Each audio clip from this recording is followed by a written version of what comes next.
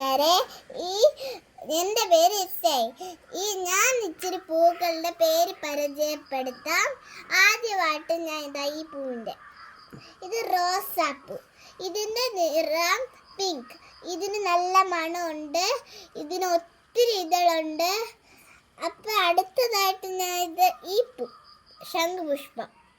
ഈ പൂവിൻ്റെ ഇതള് ഉച്ചരണം ആദ്യം, എന്നിട്ട് അകത്തൊരു കുഞ്ഞിതളുണ്ട്. ഇതിൻ്റെ പേര് ശംഖുപുഷ്പം. ഇതിനകത്ത് ചെറിയൊരു മണം ഉണ്ട്. ഇതിൻ്റെ പേര് ശംഖുപുഷ്പം. ഇതിൻ്റെ നിറം ബ്ലൂ നിറം, ചിലതിൽ വയലറ്റും കാണും.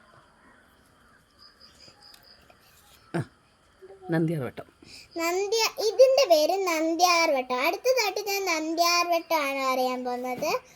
ഈ നന്ദ്യാർവട്ടത്തിന് ഒത്തിരി എതിരുണ്ട്. നമുക്കൊന്ന് എണ്ണി നോക്കിയാലോ? എന്തായാലും 1 2 3 4 5 6 8 9 10 11 12 13. ഇതിന് 13 എതിരുണ്ട്.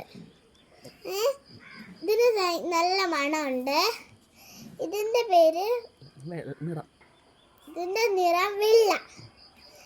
ഇത് നമ്മുടെ വീട്ടിൽ ഒത്തിരി ഉണ്ട്.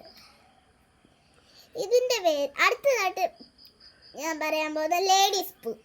ഈ ലേഡീസ് പൂവിന് ഒറ്റൊരു ഇതളേ ഉള്ളൂ. അത് നോക്കിക്കഴിഞ്ഞാൽ ഒത്തിരി ഇതള് പോലെ തോന്നും. ആ പൂവിൻ്റെ നിറം മഞ്ഞ. മണമൊന്നുമില്ല.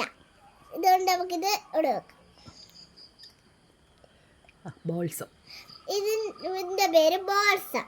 ഈ ബോൾസം പൂവിന് എത്ര ഇതളെന്ന് നമുക്ക് എണ്ണി നോക്കിയാലോ? 1 2 3 4 5 5 ഇതളുണ്ട്.